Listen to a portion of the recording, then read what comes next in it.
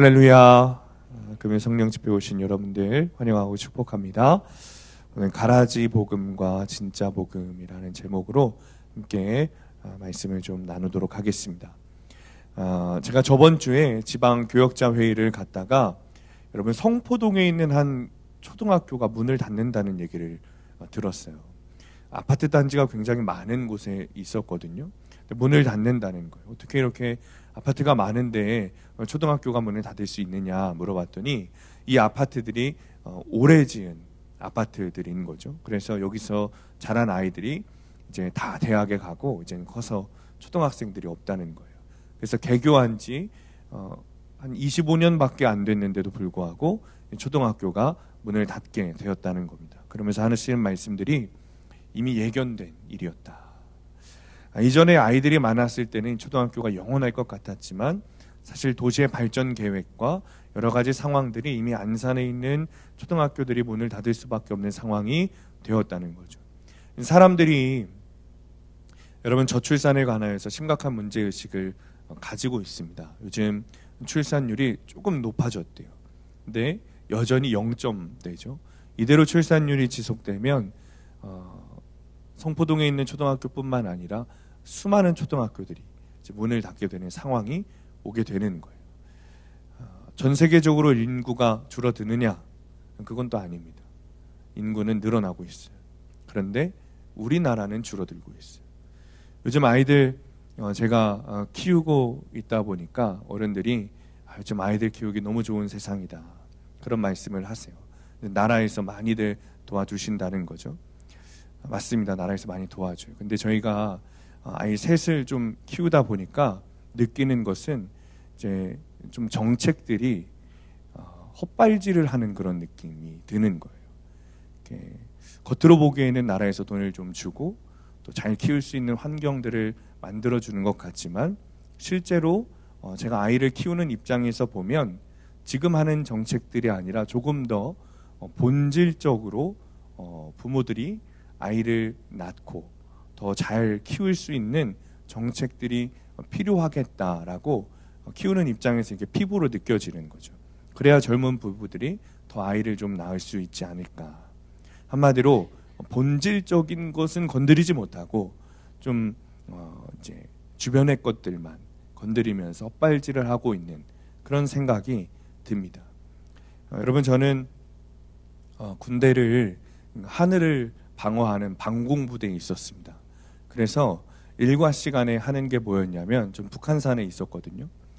딱 두 가지밖에 없습니다. 근무를 서게 되면 하늘을 보고 이제 총을 들고 서 있는 거예요.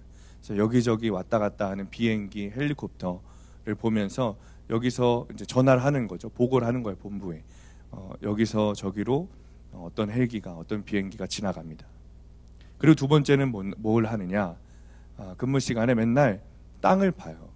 산에서 땅을 파는 거예요. 왜냐하면 이제 숨어서 이제 하늘을 보면서 이제 방어하는 진지를 만들어야 되는 거죠. 그러니까 이 두 가지가 반복됐어요.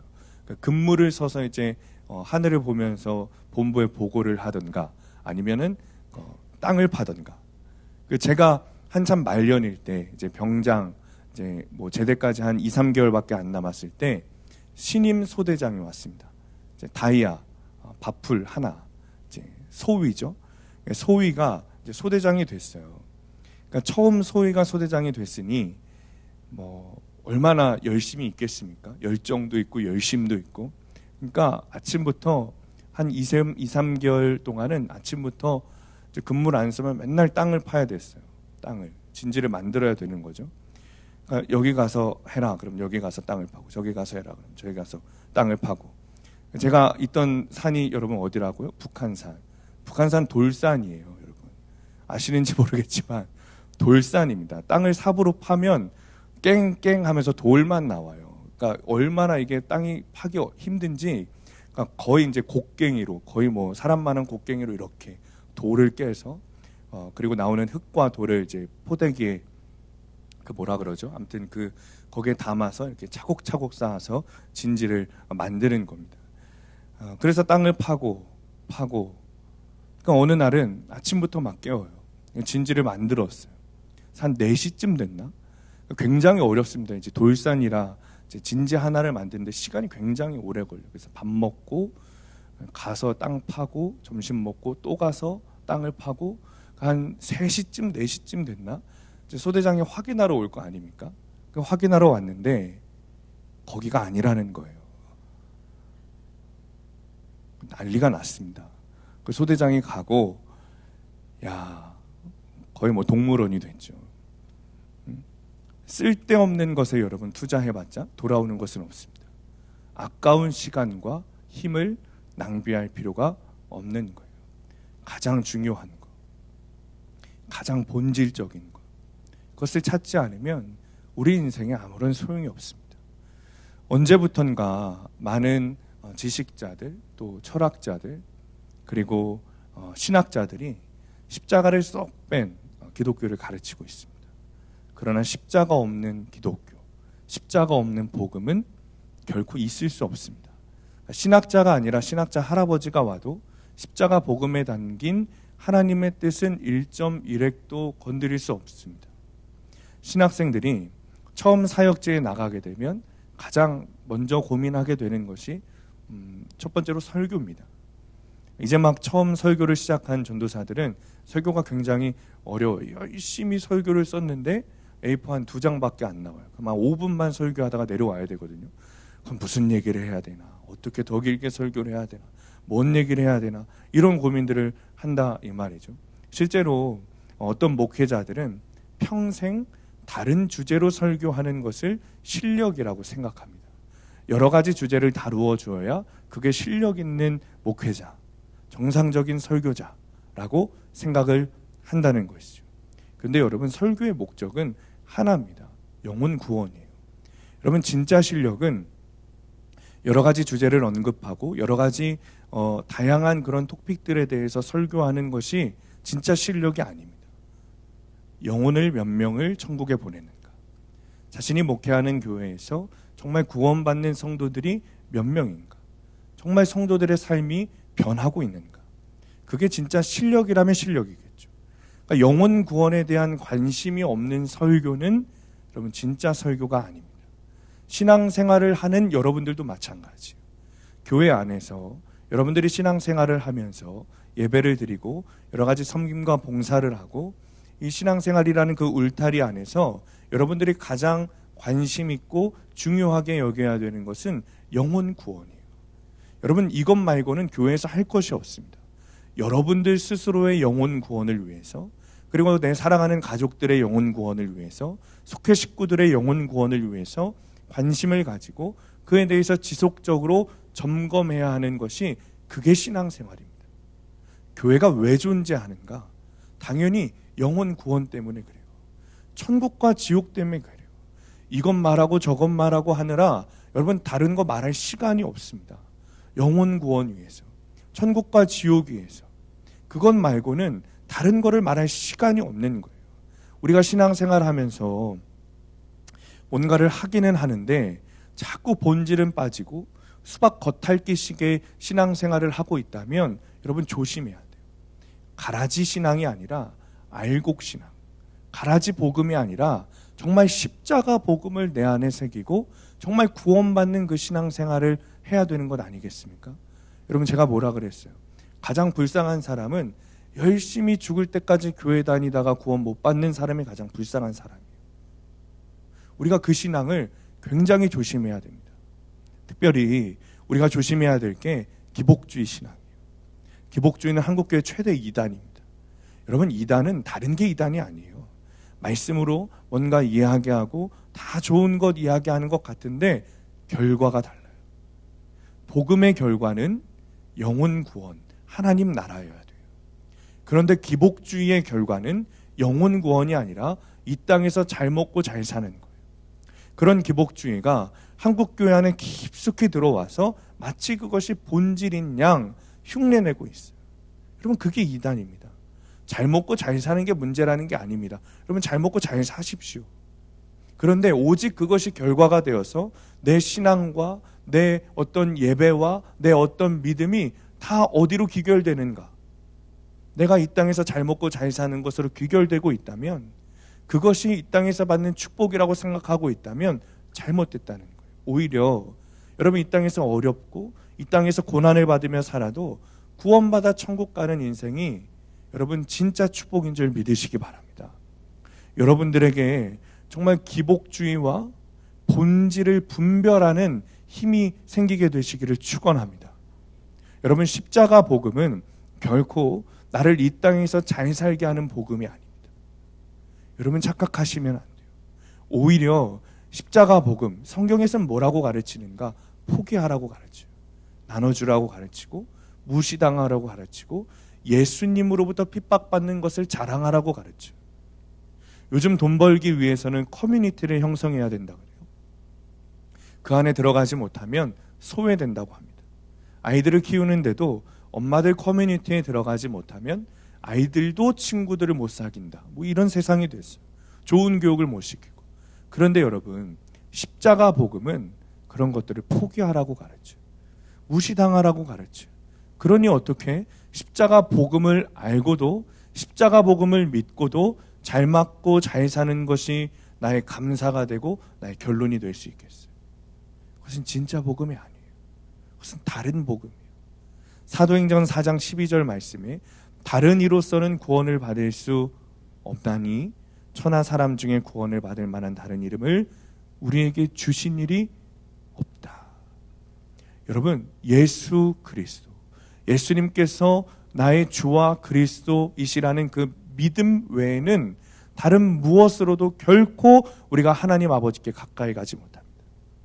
우리는 정신을 똑바로 차려야 돼요.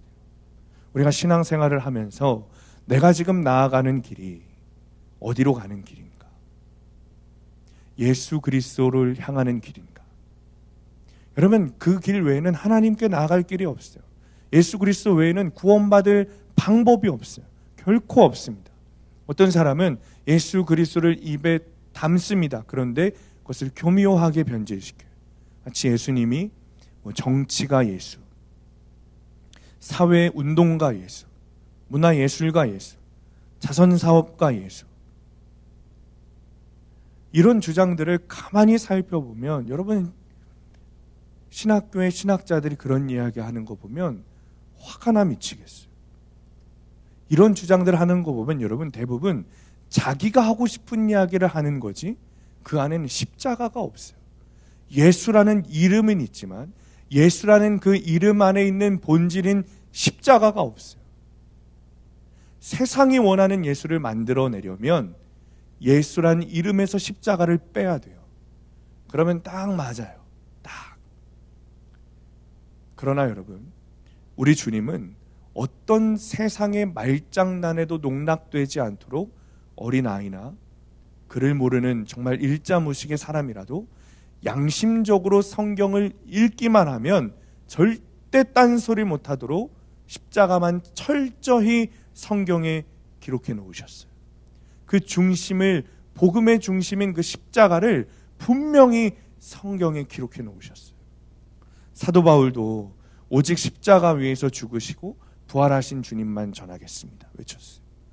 복음을 전하면서 십자가를 빠뜨릴 수 없고, 성령님을 말하면서 십자가를 빠뜨릴 수 없고, 기도를 말하면서 십자가를 빠뜨릴 수 없어요. 기독교의 중심 그 한복판에 사탄이 결코 농락할 수 없는 예수 그리스도의 그 십자가가 서 있습니다. 여러분, 유대인들은 예수님을 왜 죽였냐? 내가 그리스도다 라는 말 때문에 죽였습니다. 그런데 여러분, 유대인들은 다 모태신앙이에요. 다 태어나서부터 하나님을 믿는 사람들이에요. 예배를 운명으로 알고 성경을 끌어안고 날이면 날마다 주여 주여 하는 사람들이 유대인이었습니다. 그런 이들이 예수님을 십자가에 못 박은 거예요. 예수 따위가 그리스도가 될 수 없다는 거예요. 이게 전부 거룩한 성전에서 하나님께 열심히 예배드리던 자들이 한 짓입니다. 여러분, 이런 일은 오늘날에도 어김없이 일어날 수 있습니다. 얼마든지 일어날 수 있어요. 그러므로 내가 정말 믿음이 있는가 없는가는 십자가에 달린 그리스도를 대하는 나의 마음의 상태, 그 태도를 보면 정확하게 알 수 있습니다. 천하에 없는 신령한 체험을 하고 능력 있고 은혜로운 말을 청산유수로 늘어놓는다고 할지라도 그 삶의 중심에 십자가가 서 있지 않으면 모두 거짓말이에요. 이것을 모르기 때문에 교회 다니는 사람들이 십자가 없이 살면서도 내가 예배 드리러 오고 말씀도 듣고 기도도 하니까 무슨 문제가 있느냐 라고 반문하는 거예요. 여러분, 아무리 생명 근처에 간다고 한들 무슨 소용이 있겠습니까? 생명 안으로 우리가 들어가야 되는 거예요. 어느 성도님이 갑자기, 저는 아무 말도 안 했어요. 근데 갑자기 저를 붙잡고, 목사님, 우리 남편이 그래도 교회는 와요. 그러는 거예요. 제가 무슨 말인가 깜짝 놀랐어요. 저는 그 성도님의 남편분을 한 번도 본 적이 없거든요. 그래서 어디서 예배를 드리세요? 제가 설교하다 보면 얼굴을 쭉 보는데 그 인상착의를 알려주시면 제가 꼭 인사를 하겠습니다. 물었어요. 그랬더니 이분이 하시는 말씀이, 우리 남편이요, 목사님, 교회 오기는 오는데 주차장에서 저를 내려다 주고 집에 다시 가요. 제가 이게 처음에 무슨 말인가 했어요. 그래서 다시 좀 설명하시기를, 예전에는 교회도 못 가게 했는데 아주 나를 그렇게 핍박했는데 요즘에는 이 사람이 나 교회 가라고 교회 주차장에 저를 데려다 준다는 거예요. 그러니 우리 남편도 교회 오는 거 아니겠냐는 거예요. 그거에 자신은 너무 감사하대요. 여러분, 이게 교회 온 겁니까? 아니에요. 그건 아니에요. 제가 다음에는 꼭 교회 안까지 들어와서 예배드리게 하세요, 이렇게 말씀드렸어요. 여러분, 죄라고 하는 헬라어는 하마르티아라는 단어예요. 그럼 너무 잘 아시죠? 이제 하마르티아의 뜻이 뭔가? 관역에서 벗어났다는 뜻이에요. 활을 쏴서 여러분 관역 주위로 맞출 수 있어요. 그런데 여러분, TV에서 올림픽 할 때 양궁 경기 보면 딱 활을 딱 쐈을 때 그 관역 정중앙에 있는 카메라를 딱 맞춰가지고 팍 깨지는, 그게 아니면 죄라는 거예요. 하나님께 빗나가면 죄라는 거예요. 며칠 전인가요? 저번 주에 저희 첫째 아들하고 목욕탕에 갔다 왔습니다. 목욕탕 끝나고 오면 뭘 먹어야 되죠? 그렇죠, 바나나 우유를 먹어야죠. 바나나 우유를 먹었어요. 근데 아이가 너무 신기하는 거예요. 여기 정말 바나나가 들었냐는 거예요. 당연히 들었지. 바나나가 들었으니까 다 바나나 우유지. 저는 바나나가 조금이라도 들었을 줄 알았어요. 그래서 야, 봐봐 하는데 바나나가 하나도 안 들어있고 바나나 향만 들어있는 거예요. 노란색 색소를 조금 탔더라고요. 십자가 없는 복음이 이런 거예요. 가짜인 거예요. 교회 역사를 보면 초대교회 시절부터 세상에 예수님의 사랑을 많이 나눴습니다. 초대교회 시절부터 보육원, 양로원, 아동과 여성의 인권, 세상에 선한 일들이라는 선한 일들은 다 교회가 있습니다. 우리나라도 근대 병원, 학교, 심지어 독립운동까지 여러분 시작된 것이 다 선교사로부터 시작됐어요. 실제로 어느 조사에 보니까 기독교가 우리나라에 있는 교회가 하는 구제 활동이 그 외에 모든 종교가 하는 구제 활동보다 많아요. 그러니까 교회에서 하는 모든 구제 활동이, 우리나라에 있는 구제 활동이 불교, 유교, 천주교, 여기저기서 하는 모든 종교에서 합친 구제 활동보다 교회가 더 많이 하고 있다는 거예요. 교회는 이런 일들을 우리에 와서만 한 게 아니라 초대교회부터 해왔어요. 그렇다면 상식적으로 여러분, 세상 사람들은 교회를 반겨야 정상이에요. 교회를 좋아해야 정상입니다. 그런데 아시다시피 모든 초대교회는 박해를 당했어요. 비난을 당합니다. 그 이유는 하나였어요. 예수님의 십자가 복음 때문에. 만약 당시에 초대교회가 십자가를 빼고 예배를 했다면, 설교했다면, 십자가에서 돌아가신 예수 그리스도와 그리고 그 부활하심을 빼고 전도했다면 아마 그 당시에도 기독교를 싫어할 사람은 아무도 없었을 겁니다. 당시의 여론도 그랬어요. 예수와 십자가만 빼면 기독교는 좋은 종교다. 그래서 어떤 사람들이 이런 말을 했습니다. 다른 건 정말 좋습니다. 교회는 정말 좋은 단체예요. 도덕 수준도 높고 사회봉사도 많이 하고 정말 훌륭해요. 다만 현실성이 떨어지는 그 십자가와 부활 이야기만 안 하면 더 영향력 있는 더 좋은 종교가 될 수 있을 겁니다. 그래서 그 제안을 받아들인 것이 유럽의 기독교입니다. 그래서 십자가를 뺀 유럽의 기독교가 다 문을 닫고 있는 거예요. 성경에 기록된 원리를 지키면 여러분 성경 속에 있는 성경에는 수많은 법들이 있지 않습니까? 그 법들 가운데 도덕법을 딱 빼가지고 우리가 이 땅에서 그 성경에서 말하는 도덕들을 다 지키면 사람들의 수준도 높아지고 삶의 질도 향상될 것입니다. 십자가와 관련된 부분만 딱 제거해가지고 성경의 나머지 말씀들을 사회 규범이나 행동 강령이나 이런 걸로 삼으면 정말 살기 좋은 나라가 될 거예요. 그래서 부모들이 우리 애들 착한 아이 만들려고, 착한 사람 만들려고 교회 학교 보내는 사람들도 있어요. 그런데 여러분, 교회 학교는 착한 사람 만드는 양성소가 아닙니다. 교회는 하나님 나라 백성, 하나님 나라 군사를 만드는 곳이에요. 여러분, 제가 학교 다닐 때, 신학교 다닐 때 1학년 때인지 2학년 때인지 기독교 교육학 개론을 들었습니다. 기독교 교육학 개론. 근데 그 교수님이 12주 동안 강조하신 것이 있어요. 그게 뭐냐면 교회 학교는 아이들을 민주시민으로 양성해야 된다. 깨어있는 민주시민 양성. 너무 좋은 말이지 않습니까? 그러나 성경의 본질에선 벗어나 있어요. 그대로 그 교수님 수업은 하나도 듣지 않았어요. 여러분, 교회는 다니지만 십자가와 부활은 부담스러운 거예요. 일주일에 딱 한 번 교회 나오면서 이렇게 말하죠. 하나님은 성전 체질, 나는 세상 체질. 하나님 성전에만 계시고 저는 따라오지 말아주세요. 하나님, 제가 다음 주일에도 교회는 꼭 나오겠습니다. 염려 붙들어 매시고 세상에는 따라오지 마세요. 아무튼 잘 살 테니까 개입하지 말아주세요. 주님이 우리의 주인이시고 우리 가정의 주인이시다라는 이야기를 들으면 기도하는 거예요. 주님이 우리의 가정의 주인이시라고요? 아유, 안 그래도 바쁘실 텐데 뭐하러 우리 가정까지. 성전에만 계세요. 신경 쓰지 마세요. 앞으로 쭉 그냥 제가 주일 예배 드릴 때 주인 대접 받으시면 되잖아요. 유럽의 교회들이 이런 식으로 가는 바람에 다 문 닫은 거예요. 한국 교회도 이미 그렇게 흘러가고 있습니다. 여러분 생각해 보세요. 여러분 열심히 술 마시고 있는데 주님이 갑자기 옆에서 내가 너를 사랑한다. 그러면은 곤란하지 않겠어요?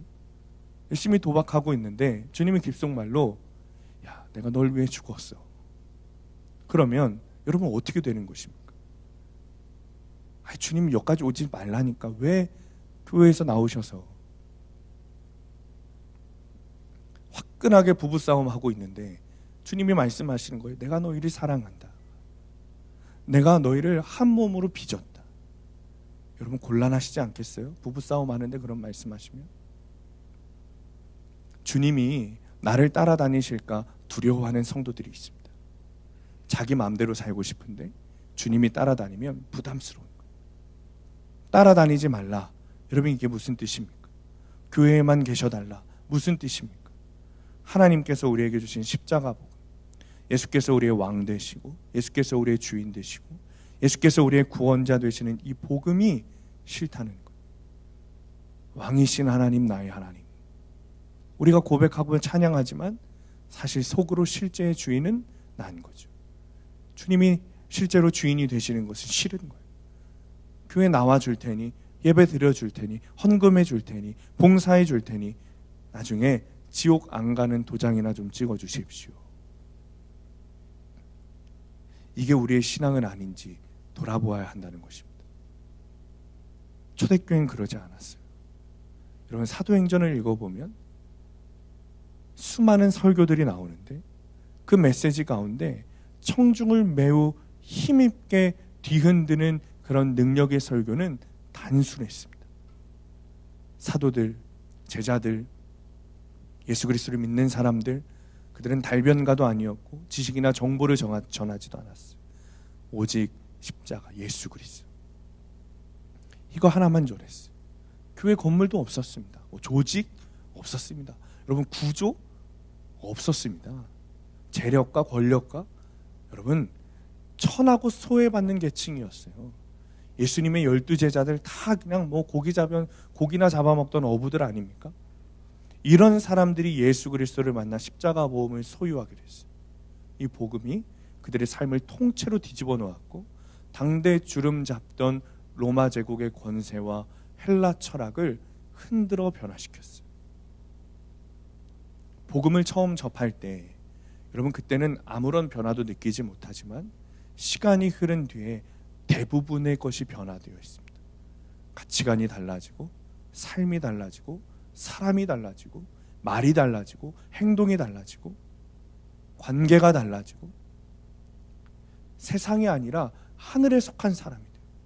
전에는 벌벌 떨면서 내려놓지 못했던 그런 세상의 가치관을 헌신짝처럼 내버려버리고, 사람이 아니라 보이지 않는 하나님을 경외하면서 하나님 나라를 위해 세상의 것 가짜 다 기꺼이 포기해버리고, 가라지 다 싹을 잘라버리고, 말도 안 되는 세상의 가치로 세상을 뒤엎었어요.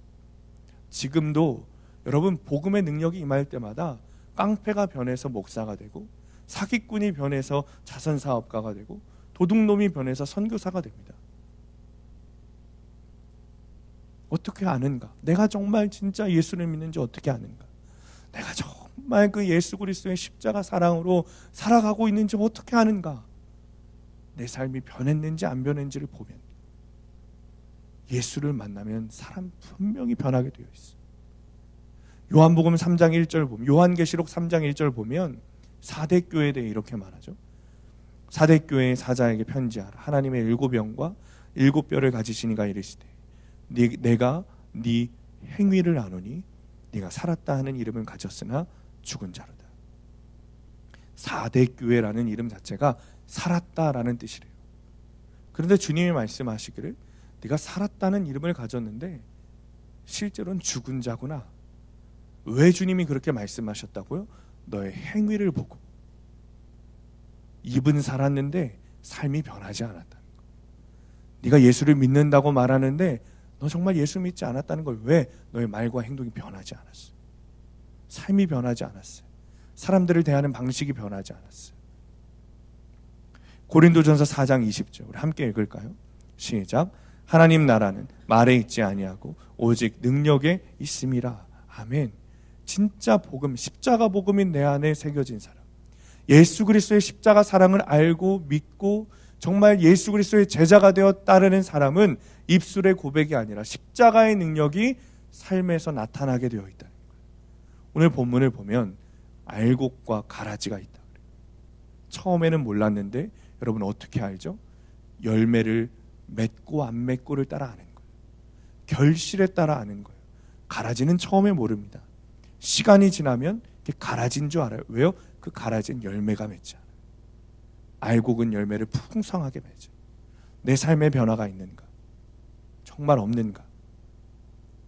그것이 내가 가라지인지 알곡인지, 진짜 믿음인지 가짜 믿음인지, 정말 가라지 복음인지 십자가 복음인지, 그것을 내가 점검하는 기준이 된다는 거예요. 미국 뉴욕에서 캐나다와 국경 쪽에 이제 보면은 그 나이지리아 폭포가 있습니다. 가보셨습니까? 굉장히 멋있어요. 저는 안 가봤어요. 건물 한 20-30층 되는 그런 높이의 폭포인데 아주 오래전에 찰스 브랜든이라는 그런 미국인 서커스인이 있었습니다. 이 사람이 세계 1위를 다투는 그런 외줄타기 장인이었대요. 나이아가라 폭포의 끝과 끝을 연결해서 줄을 걸고 왔다 갔다 외줄 걷기를 성공하는 거예요. 사람들이 막 환호하죠. 그럼 막 이 사람도 이 찰스 스맨든 이 사람도, 찰스 브랜든 이 사람도 너무 막 신이 나고 감사합니다, 감사합니다. 그런데 여러분, 제가 아직 다 실력을 보여주지 못했어요. 지금처럼 혼자 왔다 갔다 하는 건 저한테 아주 눈 감고도 하는 거예요. 식은 죽 먹기죠. 평지보다 걷는 것보다 더 쉬워요. 사실 저는 한 사람을 등에 업고도 제가 이 외주를 건널 수 있습니다. 그렇게 믿는 분 있으십니까? 그때 막 사람들이 그럴 수 있다고 막 소리 지르고 환호하고 박수치고, 그 중에서 가장 앞에 앉은 남자가 막 오버를 하면서 막 휘파람을 불고 막 난리가 났어요. 그래서 이 고개사가 묻는 거예요. 선생님, 제가 정말 그렇게 할 수 있다고 믿습니까? 아, 그럼요. 그걸 말이라고 합니까? 당신은 분명히 할 수 있습니다. 그러면 제가 당신을 등에 업고 좀 걸어 봐도 되겠습니까? 그랬더니 이 남자가 얼굴이 하얗게 질리면서 뒷걸음질 치면서 화를 내는 거예요. 무슨 그런 농담을 하냐. 아니, 방금까지 저를 믿으신다 그랬잖아요. 아니, 이 사람아, 그렇게 할 수 있다고 믿는 거랑 진짜 하는 거랑 어떻게 같냐고. 그러면서 도망을 쳤다는 거예요. 여러분, 이게 믿음입니까? 믿음이 아니죠. 야고보서 2장 17절 말씀 보면 행함이 없는 믿음은 그 자체가 죽은 것이라. 주님이 우리에게 주신 놀라운 복음이 정말 여러분 변하지 않는 영원한 진리라면 진리를 믿는 믿음 역시 실제가 돼야 돼요. 실제가 돼야죠. 살아있는 믿음은 여러분 자기 최면, 정신통일 이런 건 아닙니다. 말 그대로 나를 살리신 그 말씀이 내 삶에서 살아 역사하는 거예요. 예수 그리스도의 십자가에서 나도 함께 죽고 주님과 부활하심으로 말미암아 나도 정말 다시 태어나 살아가는, 나는 죽고 예수로 사는 믿음, 그것이 진짜 믿음이죠. 그 십자가를 통과하지 않고서는, 실제로 십자가가 내 삶의 중심에 세워지지 않고서는 주님을 따라 살 수 없습니다. 지금까지 주인이 되어온 삶, 그런데 이제는 예수 그리스도께서 나의 주인이 되어간 삶, 심지어 신앙생활조차도 시퍼렇게 살아서 내 맘대로 신앙생활했던 내가 이제는 오직 그리스도를 따라가는 삶, 그것이 실제가 되어 살아가는 것이 예수 그리스도를 믿는 믿음인 거예요. 여러분, 우리가 큐티하잖아요. 매일 큐티하잖아요. 여러분, 왜 큐티하십니까? 이제 제자훈련 또 시작할 거예요. 여러분, 제자훈련 왜 합니까? 기도 왜 합니까? 내가 살아내기 위해서 하는 거예요. 믿음대로 살아내기 위해서, 말씀대로 살아내기 위해서. 그래서 큐티하고 제자훈련하고 기도하는 거예요. 그냥 입으로만 하는 것은 믿음이 아니에요. 제가 중고등부 교사할 때 제일 힘들었던 기간이 시험 기간이에요. 전화를 합니다. 전화를 하면 어떻게 그렇게 알고들 학생들이 안 받고 엄마들이 받아요. 공부해야 된다는 거예요. 우리 아들은 시험 공부해야 된다는 거예요. 시험이라는 게 여러분 있지 않습니까? 다들 해보셔서 아시죠? 저도 해봐서 알아요. 시험 기간에 바짝 공부한다고 이렇게 되는 게 아니에요. 그러니까 평소에 공부를 해야 되는데, 제가 그 친구들이랑 동거동락했기 때문에 얘네들이 얼마나 공부를 했는지 안 했는지 다 압니다. 근데 또 죽어라 시험 기간에는 공부해야 된대. 그래서 아이들을 교회를 못 보낸대. 분명히 이 아이의 엄마는 집사님이고 권사님, 그 정도 됐으면 여러분 반대로 돼야 돼요.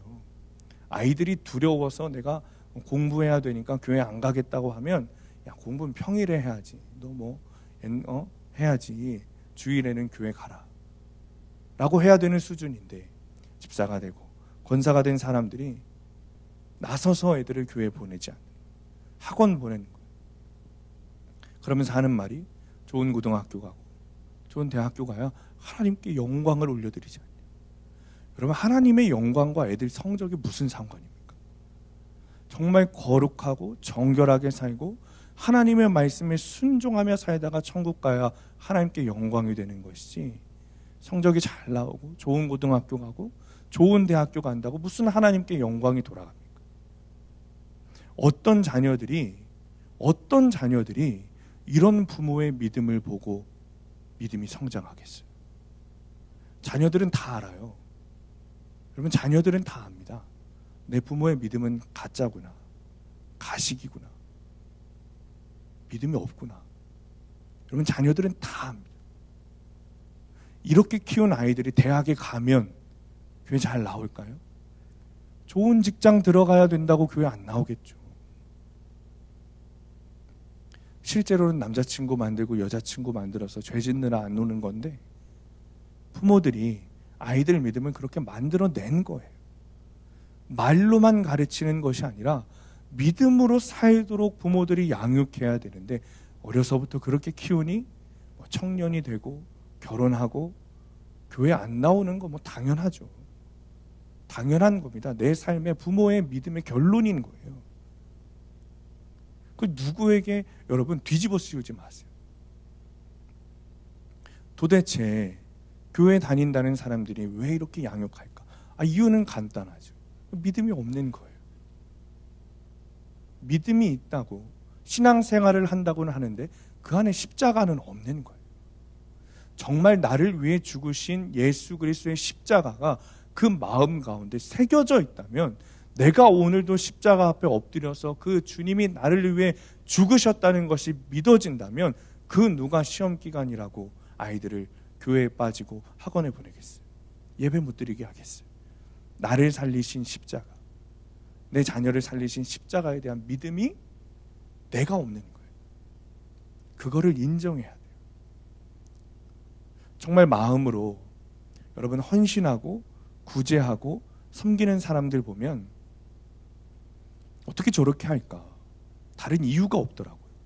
부자라고 해서 구제를 잘하는 것도 섬기고 봉사하고 헌신하고 이런 거 아니더라고요. 건강하다고 해서 헌신 잘하느냐? 그것도 아니더라고요. 그 마음에 십자가가 있는 사람이 헌신하더라고요. 제가 가끔 교회 사역에 대한 이런 얘기하면 대뜸 찾아오셔서 목사님 이거 하시는데 얼마 필요하세요? 이렇게 묻는 분들이 있습니다.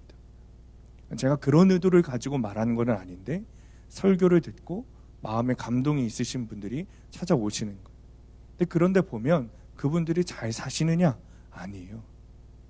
그렇지 않습니다. 여러분 뻔하지 않습니까? 뻔해요. 그 삶을 보면 뻔해요. 어떻게 사실지. 실제로 그분은 구두쇠처럼 사시는 분이에요. 십자가를 만나니 주님보다 귀한 것은 없는 거예요. 그러니 먼저 나서서 목사님 돕고 싶습니다. 잘 사시는 분도 아닌데 알만한데 자꾸 헌금한다고 하니까 제가 가끔은 좀 몸으로 때우십시오 그래요. 또 어떤 분은 돈이 많아요. 돈이 많으니까 늘 세상의 리더입니다. 근데 돈이 많은 부자라도 여러분 십자가를 만나서 거듭나니까 질서에 순종하기 시작하더라고요. 이기적이었어요. 자기만 알고 돈으로 은근히 무시하던 사람이 예수를 만나니 삶이 변하더라고요. 철저하게 순종하고 섬기는 사람이 됐습니다. 반대로 11조 하지 않는 이유, 그 안에 내 안에 예수께서 나의 왕이시다, 내 인생을 섭리하시는 왕이시다, 나의 주인이시다 라는 것을 모르기 때문에 안 하는 거예요. 나는 교회 11조는 안 해도 이렇게 하고 저렇게 하고 사회에서 봉사도 하고 몸으로 헌신도 하고 어려운 사람 돕습니다. 여러분 질서에 순종하는 것이 먼저입니다. 11조는 하나님의 것을 하나님께 드린다는 믿음으로 하는 거예요. 그러니 당연히 하나님이 정하신 질서대로 하는 거예요. 하나님의 것이라는 믿는 믿음이 없으니 자기 마음대로 자기 생각대로 하는 거죠. 주님은 그것을 절대 기뻐하지 않으십니다.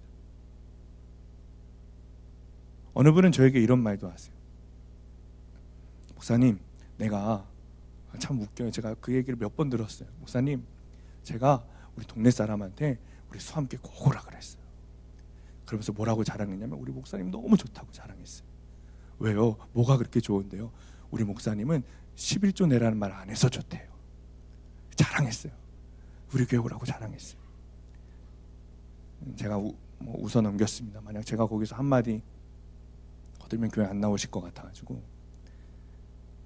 그런데 여러분, 제가 정말 헌금 이야기, 11조 이야기 잘 안 하죠. 이유가 있습니다. 믿음이 준비되지 않았기 때문에 그래요. 진짜 믿음이 들어가면 나의 것이 주님의 것이지 않은가? 고민이 생기고 반드시 하게 되어 있어요. 믿음이 없기 때문에 하지 않는 거예요. 여러분, 재정 문제는, 헌금 문제는 99% 믿음의 문제.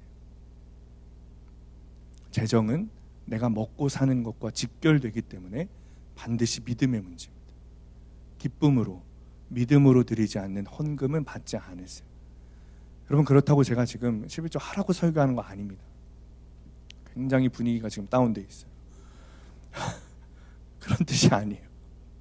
내 마음에 정말 주님께 드리는 것이 기쁠 때, 내 소유가 정말 주님으로부터 나오는 것이라고 믿어질 때 하는 거예요.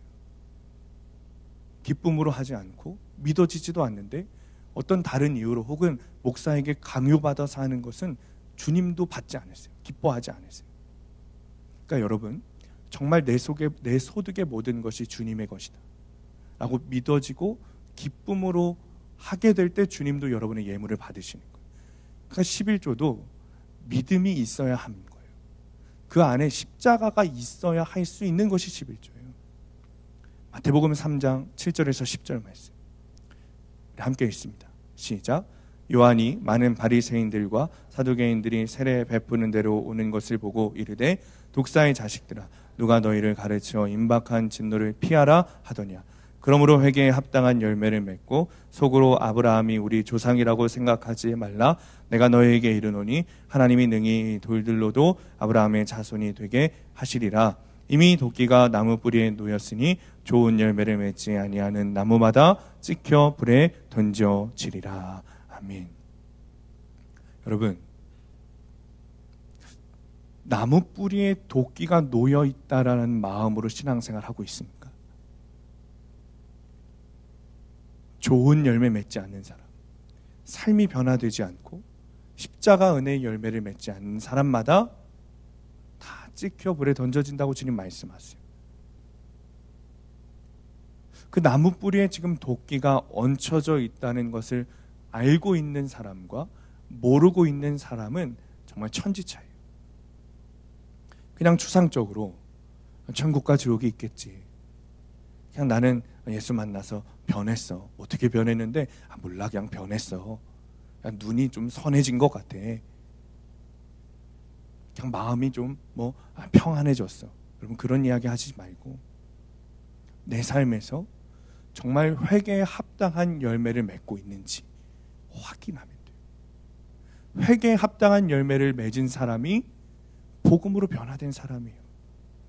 믿는다고 말은 하는데 내 삶이 하나도 변화된 삶을 살고 있지 않다면, 성경을 그냥 지식적으로, 문자적으로 전혀 큐티하지 않고 말씀대로 살지 않고 하나님의 의가 아니라 자기 의를 내세우고 교회에서 직분은 받았는데 다른 사람 위에 군림하고 내 영혼에 나무 뿌리가 놓여 있다고 생각하지 못하는 거예요. 여러분, 이제 2024년 다 돌아보내고 2025년을 맞이하면서 내 신앙을 좀 점검해 보십시오.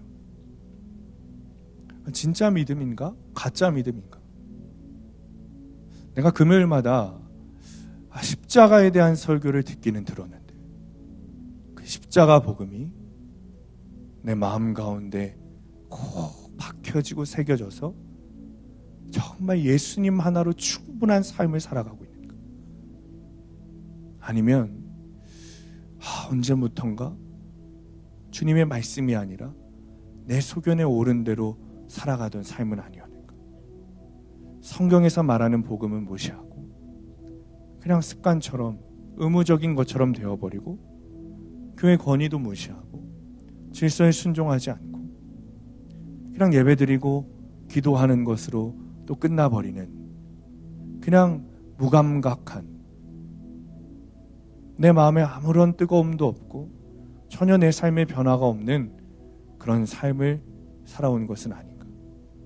혹은 십자가를 만나서, 정말 말씀을 만나서 하나님 앞에 그렇게 살아갔다고, 변화된 삶 내가 살아간다고 주장했는데 점점 하나하나 되돌아갔던 그런 삶을 살아왔다는 것은 아닌가?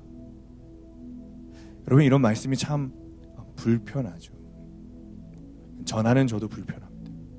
그러나 여러분, 진리는 우리를 불편하게 합니다. 사마리아 여인에게 야, 너에게 5명의 남편이 있었잖아. 지금 사는 남자도 네 남편 아니잖아 라고 말했을 때 여러분, 사마리아 여인이 불편했겠습니까? 기분이 좋았겠습니까? 얼마나 불편했겠어요. 그런데 그 말씀이 그게 진리였어요. 그 말씀, 그 불편한 말씀을 듣고 사마리아 여인이 예수 그리스도를 그 수가성이라고 하는 동네에 복음을 전하는 복음 전도자가 됐어요.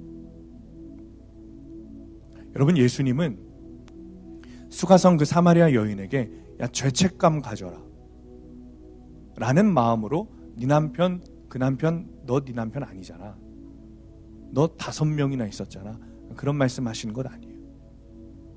그 수가성 여인의 문제, 그가 여전히 짓고 있던 그 음란의 죄를 예수 그리스도 앞에 가지고 와서 그 문제를 해결하고 예수님을 정말 인격적으로 만나 너의 삶을 이제는 그런 더러운 삶 살지 말고 이제는 나를 만나서 변화되어 새로운 거듭난 삶을 살아라 라는 주님의 축복의 말씀이었어요.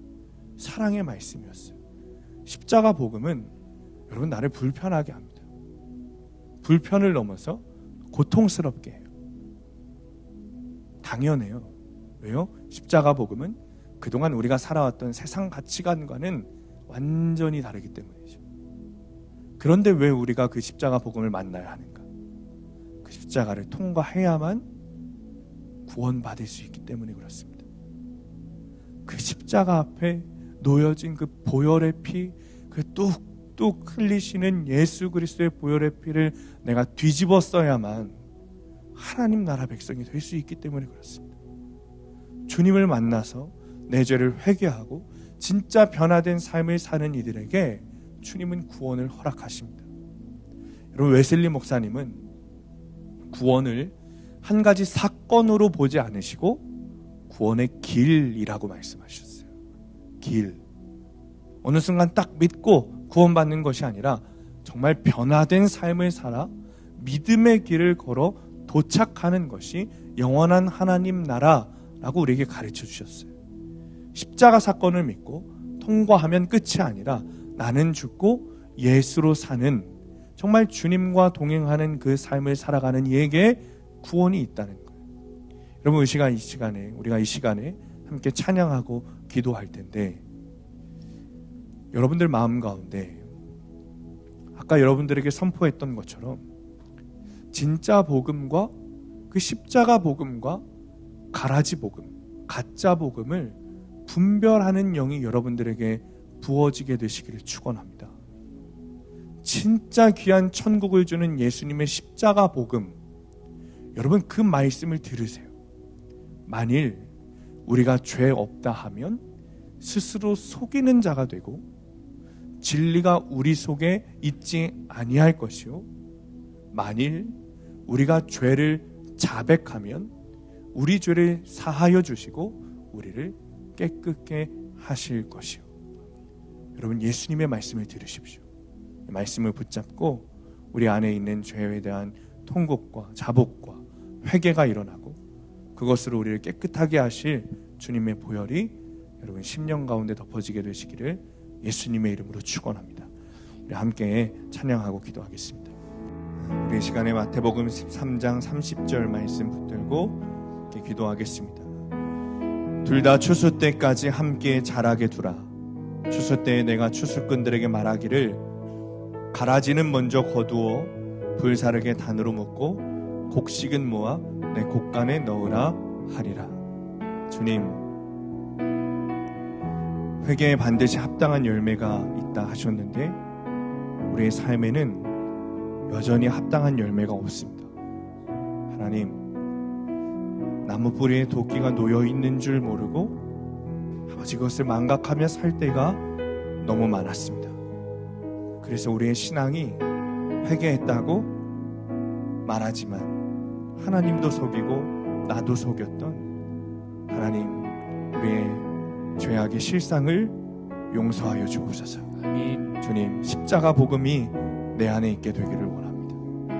내가 원하는 복음, 내 입맛에 맞는 복음이 아니라 예수님이 들려주시는 그 십자가 복음, 그 바른 복음으로 내 삶이 변화되기를 원합니다. 아멘. 하나님, 내 안에 뿌리 깊게 박혀있는 하나님을 왕으로 모시지 못하고 내 자아가 왕되어 살아가는 지독한 자아 숭배가 끊어지게 하시고, 아멘. 이제는 예수 그리스도 십자가 보혈로 아버지 그 피를 뒤집어서 아버지 내 자아가 주님이 달리신 그 십자가에 못 박아 죽게 하여 주옵소서. 이미 도끼가 나무 뿌리에 나인 자인 것이 믿어지게 하셔서 내 안에 있는 모든 죄를 회개하게 하시고 회개에 합당한 열매를 맺게 하여 주옵소서. 아멘. 오직 십자가 복음 그 본질을 붙잡아 변화된 삶을 살게 하시고, 이제 내 죽을 그 자아는 죽어져 예수로 사는 삶이 되게 하여 주옵소서. 아멘. 시간에 주님 이름 부르시고 함께 통성으로 함께 기도하겠습니다. 주여, 아버지 하나님, 네. 아버지 하나님, 주님은 아버지 하나님, 그 십자가 복음의 본질을 하나님 아버지 우리가 되찾게 되기를 원합니다. 주여 하나님, 아버지 우리의 삶의 여정이 되게 합당한 열매가 없습니다. 하나님 여정이 되게 합당한 열매가 없습니다. 하나님 여정이 되게 합당한 열매가 없습니다. 여전히 내 삶이 변하지 않고 여전히 습관적으로 반복적으로 죄를 지으며 살아가고 있습니다. 하나님 내 안에 뿌리 깊게 박혀있는 죄악의 실상을 아버지 하나님, 시간에 하나님 다 드러나게 하시사 하나님 앞에 그 십자가에 아버지 예수께서 죽으신 그 십자가에 아버지 모든 죄악의 자아들을 다 못 박아 죽게 하여 주옵소서. 아버지 하나님 십자가에 아버지 하나님 아버지 내 영혼의 모든 믿음으로 하나님 아버지 지독한 자아 숭배가 끊어지게 하시고 온전히 하나님을 바라보는 우리 삶으로 그 시각으로 거듭나게 하여 주옵소서. 하나님, 가라지 신앙, 가라지 복음이 아니라 알곡 신앙과 알곡 복음이 되기를 원합니다. 아버지 하나님 진짜 구원받는 그 복음으로 살아가게 되기를 원합니다. 하나님 모든 죄가 끊어지게 하여 주옵소서. 하나님 모든 죄가 끊어지게 하여 주옵소서. 하나님 주님이 그 독수가 내 나무 뿔에 놓여있는 것이 두려워하지 않으면 여전히 계속해서 반복적으로 지는 아버지 내 죄들을 하나님 주님 앞에 아버지 들고 나오니 하나님 모든 죄들을 아버지 하나님 용서하여 주옵소서. 아버지 나를 변화시켜 주옵소서. 아버지 나를 변화시켜 주옵소서. 아버지 이제 십자가의 자아를 죽고 예수로 살아가는 삶이 되기를 원합니다. 예수 생명으로 사는 삶이 되기를 원합니다. 예수 생명으로 사는 삶이 되기를 원합니다. 하나님 역사하여 주옵소서. 오 아버지 하나님 역사하여 주옵소서. 오 아버지 하나님 역사하여 주옵소서. 아버지 하나님 그 좁은 길 아버지 하나님 언덕어도 없는 삶이라고 아버지 하나님 그 좁은 것이 아버지 내가 정말 아버지 그것이 믿어지게 되기를 원합니다. 그것이 믿어지게 되기 원합니다. 하나님 그것이 믿어지게 되기를 원합니다. 아버지 성경과 지옥이 믿어지게 되기를 원합니다. 아버지 내 안에 아버지 영혼 구원에 대한 아버지 하나님 갈급함이 있게 하시고 하나님 오직 그 구원으로 말미암아 살아가게 하여 주옵소서. 영혼 구원으로 말미암아 성령으로 복음을 붙잡기 원합니다. 그 말씀을 붙잡기 원합니다. 그 말씀을 붙잡기 원합니다. 저 하늘에 내 소망 있으니. 시간 치유의 기도를 하기를 원합니다. 치유의 은혜를 누리기 원하시는 분들은 다 일어나서 기도하시면 되겠습니다. 치유의 핵심은 내 문제를 주님께 가지고 나오는 것입니다. 주님 앞에 지금 주님께서 여러분 앞에 서 계시다는 것을 믿음으로 하나님 앞에 다 나오시기 바랍니다. 질병이 있는 곳에 손을 대시고 혹여나 마음에 상처가 있는 분들은 가슴에 손을 대시고 기도하시기 바랍니다. 야고보서 5장 15절 말씀 선포하고 함께 기도하겠습니다. 믿음의 기도는 병든 자들을 구원하리니 주께서 그를 일으키시리라. 혹시 죄를 범하였을지라도 사하심을 받으리라. 주님, 시간에 성령님을 구합니다. 만물의 창조주 하나님께서 우리의 치료자 되심을 주님 믿습니다. 아멘. 이 시간 예수의 피를 힘입어 지성소로 나아가오니 하나님 자녀들의 간절한 기도를 들으시고 하나님 역사하여 주옵소서. 아멘. 아버지 역사하여 주옵소서. 아멘. 이 시간에 예수 그리스도의 이름으로 명하노니 머리끝부터 발끝까지 온전하게 될지어다. 아멘. 나사렛 예수 그리스도의 이름으로 명하노니 모든 질병이 사라질지어다. 아멘. 예수 그리스도의 이름으로 명하노니 모든 세포와 조직과 뼈와 혈과 신경이 부러지고 제자리로 돌아가며 온전하게 될지어다. 아멘. 예수 그리스도의 이름으로 명하노니 부정적인 생각과 감정과 미혹의 영과 혼미의 영이 사라질지어다. 아멘. 상처의 샘뿌리에 묶여있는 자들이 자유하게 될지어다. 아멘. 예수 그리스도의 이름으로 명하노니 모든 통증이 사라질지어다. 아멘. 사라질지어다. 아멘. 치유될지어다. 아멘. 주님 무엇이든지 기도하며 믿음으로 기도하면 응답하시는 줄 믿습니다. 하나님 믿음으로 구하오니 응답하여 주옵소서. 아멘. 응답하여 주옵소서. 아멘. 응답하여 주옵소서. 아멘. 시간에 주님 이름 부르시고 함께 통성으로 기도하겠습니다. 주여 아버지 하나님, 아버지 하나님, 아버지 하나님, 이 시간에 주님을 응답합니다. 하나님 아버지 믿음으로 기도합니다.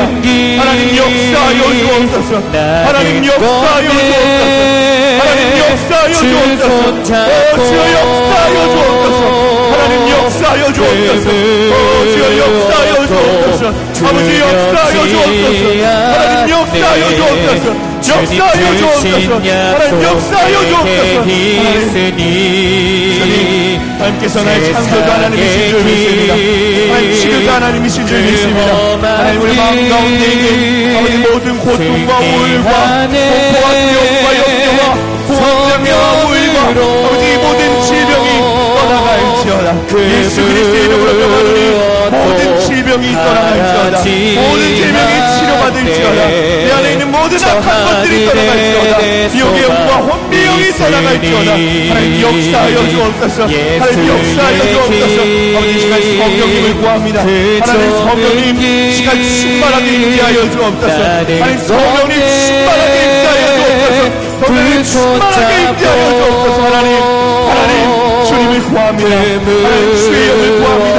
하나님 시간에 각 모든 심령들마다 하나님 성령을 부어주시사 뜨거운 불로 임하여 주옵소서. 뜨거운 불로 임하여 주옵소서. 뜨거운 불로 임하여 주옵소서. 하나님 역사하여 주옵소서. 하나님 정말 믿음으로 구합니다. 하나님 믿음으로 구합니다. 하나님께서 역사하여 주시사 아버지 하나님 온전하게 되게 하여 주옵소서. 온전하게 되게 하여 주옵소서. 믿음대로 되게 하여 주옵소서. 하나님 내 말씀을 붙들며 아버지 기도하오니 믿음대로 되게 하시사 하나님 앞에 나아가는 하나님의 역사가 내 하여 소망 주옵소서. 있으니